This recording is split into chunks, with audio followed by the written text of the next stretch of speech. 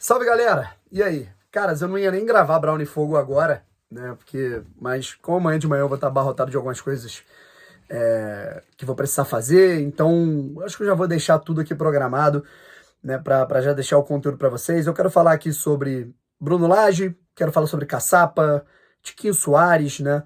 E efetivamente a era Bruno Lage começando. Naturalmente, os jogadores do Botafogo vão voltar, né? Já estão voltando, devem voltar agora. Quinta-feira já estão em casa com a família e tudo mais, devem receber folga. Os atletas que não atuaram, né, que não viajaram, naturalmente vão trabalhar, né? Não sei se com o Caçapa ou com a comissão técnica que lá estiver, né? Os funcionários que lá estiverem, talvez o Lúcio Flávio, enfim. E na sexta-feira, efetivamente, a gente deve ter essa transição do Caçapa com o Lage, deve ser comandado ali o primeiro treinamento por ele para esperar, né, já se preparar para a partida entre Botafogo e Bragantino.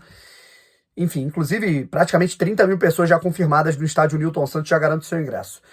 Eu quero falar sobre algumas questões, mas antes, cara, eu leio alguns comentários enfim, alguns eu sinto vontade de responder. Eu até fixei no último vídeo, né? Um tal de Marcílio, ele é um devoto do Castro, né? Ele é um cara... Eu nem quero falar mais de Luiz Castro, mas esse comentário eu sinto que eu tenho que rebater porque é importante, até para não disseminar desinformação.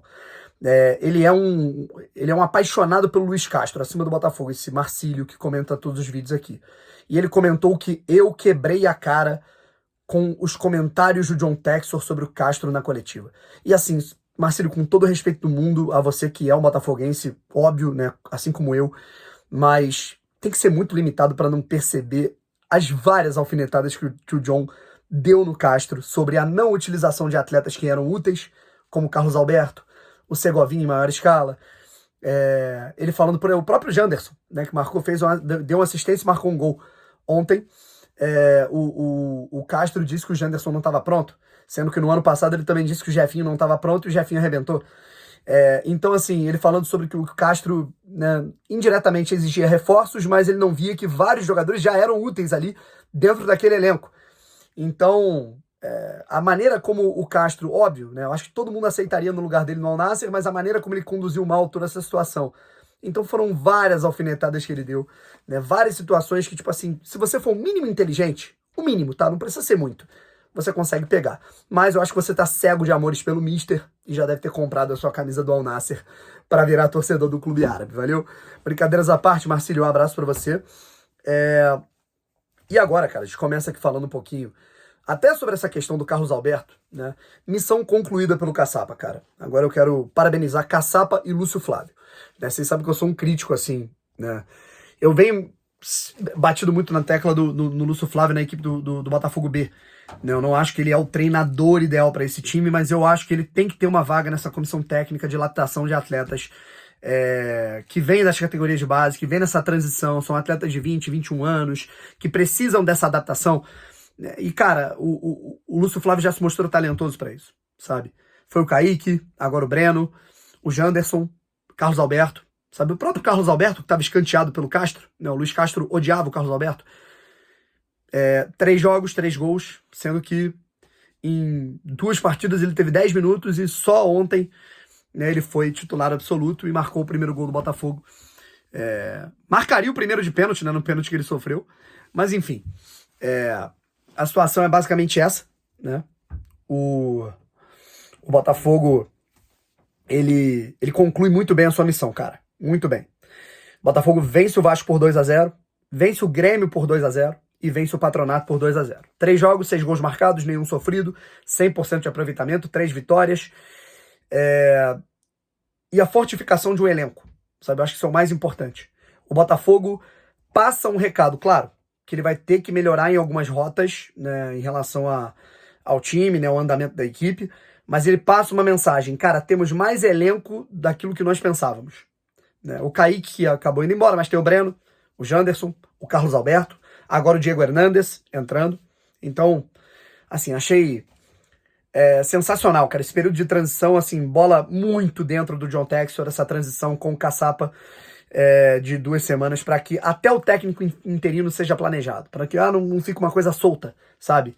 É um período de transição, é uma rota curta, e nesse tiro curto o Botafogo conseguiu 6 pontos no Campeonato Brasileiro, aumentou a sua vantagem na liderança do Campeonato Brasileiro e encaminhou a vaga para as oitavas da Copa Sul-Americana. O Botafogo pode até colocar o time reserva no Newton Santos na próxima quarta-feira, beleza? E agora é foco na partida contra o Bragantino. Como a gente falou aqui, Bruno Lage vai chegar, vai comandar os treinamentos e, obviamente, cara, nesse primeiro momento ele vai tentar manter o básico, né? E através da leitura de jogo dele, ele vai ver como é que vai ser o desenrolar do jogo. Acho que vai ser um jogo muito difícil, tá bom, rapaziada? Se engana quem acha que vai ser um passeio. O Botafogo vai enfrentar o sexto colocado do Campeonato Brasileiro. A gente já ganhou o Grêmio, o Flamengo, o Fluminense e o Palmeiras. Falta o Bragantino. O Bragantino é o sexto colocado. Então, se engana quem acha, o Botafogo tem que ganhar 3-0. Se engana muito.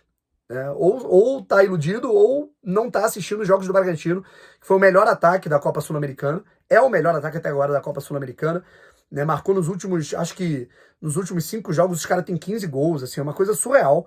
Eduardo Sacha jogando muito, Thiago Borbas, ótimo jogador, né? Tem aquele, o estrangeiro que meteu 2 gols no Flamengo, que eu esqueci o nome agora, mas que é muito bom também.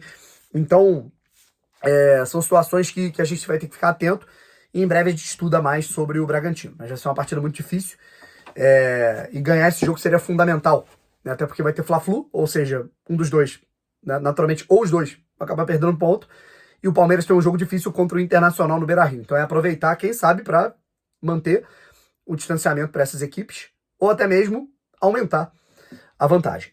E para fechar aqui, cara, o Botafogo, né, a informação do Bernardo Gentili do Fogão Net, confirmada pelo GE.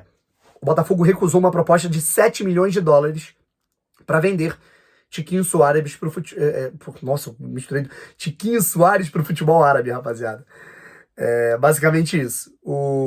A gente não tem informação de qual clube estava tentando levá-lo, se era o Al Hilal, se era o Al Ahly, o Al Ittihad, o Al Nassr, do próprio Cristiano Ronaldo, enfim. Mas o Tiquinho recusou e o Botafogo também. Né? A proposta ficaria ali, o Botafogo ganharia 34 milhões de reais, o Botafogo gastou 1 para ele vir e ganharia 34.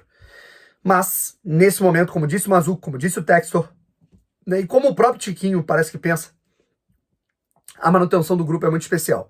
E vou te falar, cara, esse cara recusou um salário de 14 milhões e meio de reais por ano.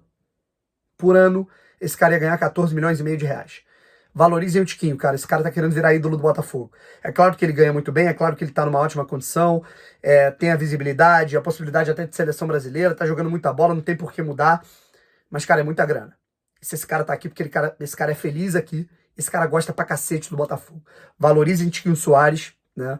Posso queimar minha língua, né? Eu não boto a minha mão no fogo por ninguém. Beleza, mas eu acho que tá nascendo um ídolo do Botafogo. A verdade é essa. Valeu, rapaziada. Tamo junto, até a próxima e fui.